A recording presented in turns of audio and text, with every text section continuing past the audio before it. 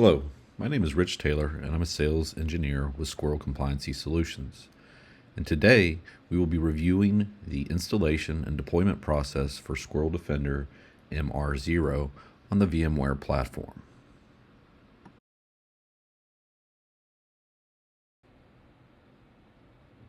So I'm currently logged in to the support portal for Squirrel CS. This is your landing page. We'll navigate to the knowledge base. And we'll go to Squirrel Defender 2X downloads. And we'll click on more. And here you see a listing of VMware, Hyper-V, and Nutanix, which are supported platforms. But again, today we're focused on VMware. We'll click on this link to go to the article. Now at the top of the article, there's a link to download the OVA. We also provide a checksum value to make sure that download is completed correctly without any corruption. And also in here we have the sizing guide. You'll reference this based upon the deployment size for your particular instance. And based upon 2,500 or less devices, you'll go with a small deployment. Anywhere from 2,501 to 15,000 devices, you'll go with a medium. And 15,001 up to 25,000 devices, you would go with a larger deployment. This outlines the number of vCPUs, RAM, and storage space that would be required for said deployments.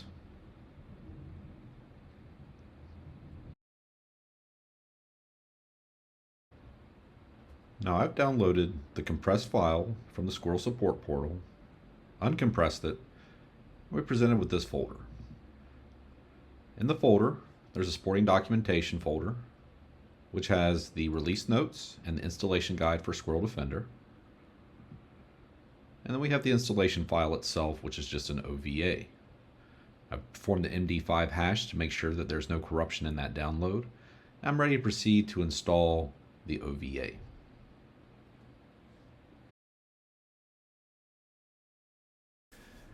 Now in this instance, we are leveraging VMware Workstation Pro, which is not an officially supported platform. However, the purpose of this is to show the steps to go through to actually deploy the VM through an actual hypervisor that is supported. Now, I'm just going to double click this OVA file. Then you're presented with the user agreement, which you need to read.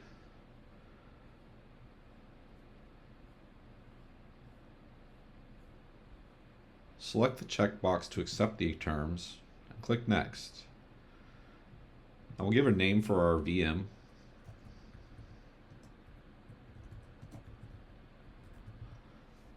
And we'll default to the default storage path. We'll click Next. And we're going to target a small installation, so this will pre-provision certain configurations for our particular VM we're deploying.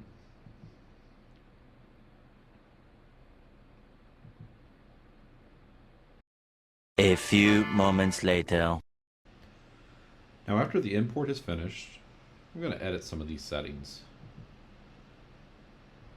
Decrease the memory down a little bit for this application. Make sure I select the correct network adapter.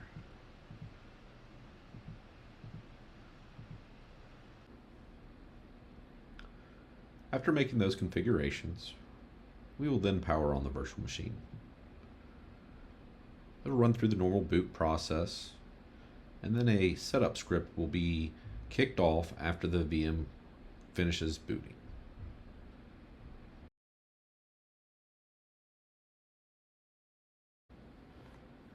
So the VM has booted, and this is our setup script. It's where we'll input a series of configurations to confirm the installation process. You cannot modify the hard drive, so we will just select yes for this. Now we're asked, do you want to enable IPv4? We'll set that to true because we do. Do you want to leverage or enable IPv6? We'll set that to true as well. With the release of MR0, we now support IPv6 from an endpoint perspective and configuration standpoint. So we'll leverage both IPv4 and IPv6. We'll set IPv4 as the preferred priority. We will not leverage DHCP in this setup, so we'll set this to false. We'll input our IPv4 address.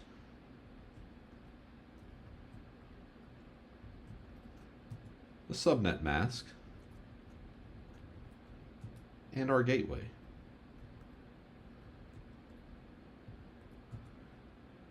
For IPv6, we will not leverage DHCP. We'll set this to false as well. We'll input our globally scoped IPv6 address.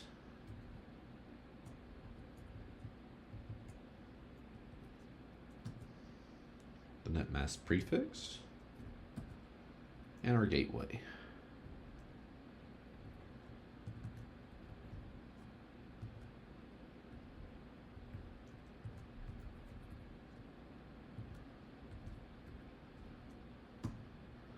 We'll put a host name.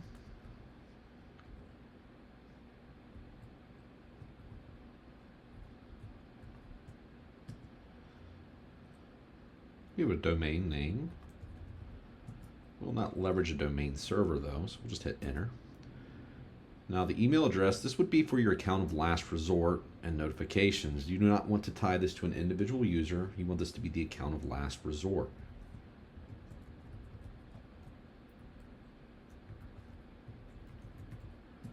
Input the first name of that user and the last name. And we'll input a username.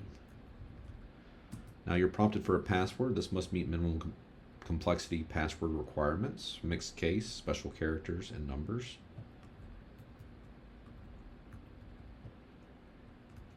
We'll have to enter that a second time.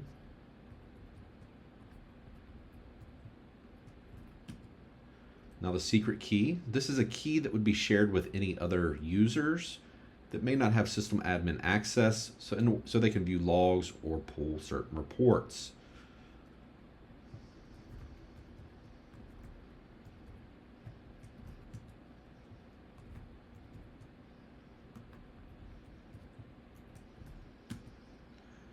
Now these are optional configurations. NTP configurations can always be added at a later time, and we are not leveraging NTP in this particular instance, so we'll just hit enter down these fields to complete the questionnaire from an NTP perspective. We get a confirmation screen to make sure that these configurations are correct, and if so, just type yes and hit enter. Now Defender will go through its provisioning process of configuring those settings on the VM as it boots up and builds these containers for completion. This gives you a snapshot view of those containers as they're being built, provisioned, starting, and we will resume after these containers have completed their setup process. A few moments later. So after all the containers have been configured, restored, and are showing a healthy state, we're presented with a message that configuration was successful, and we can log into Defender at that following URL, which is the IP address we had configured. Now we will proceed to license the VM.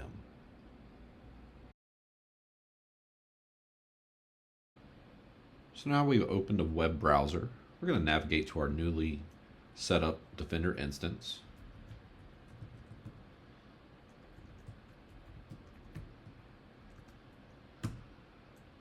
We'll do the same thing with an IPv6 address.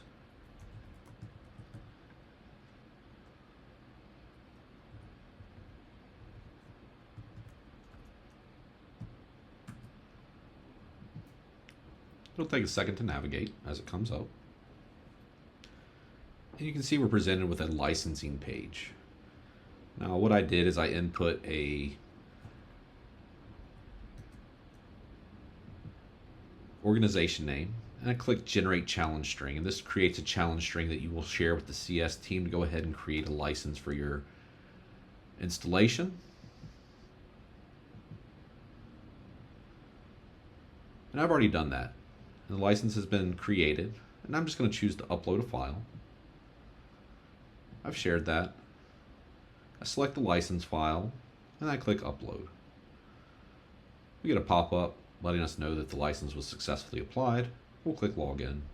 It'll navigate us to the actual login screen for Squirrel Defender. I'll input those credentials that we saved as the owner account, SDadmin, and then I'll input my password.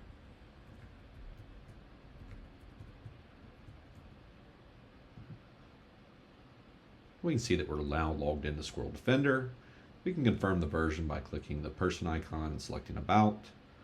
We can see that we're on MR0.1. At the IPv6 interface, we're at the same page. You can see that we're referencing that IPv6 address. Log in through this second interface. And we're presented with the same page. Now we'll highlight the features that are released with MR0 as it relates to IPv6 configurations.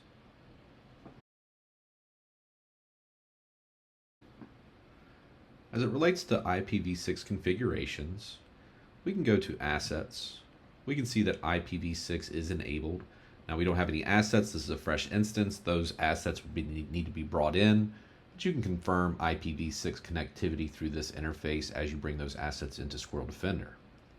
Additionally, under Admin and Network Config,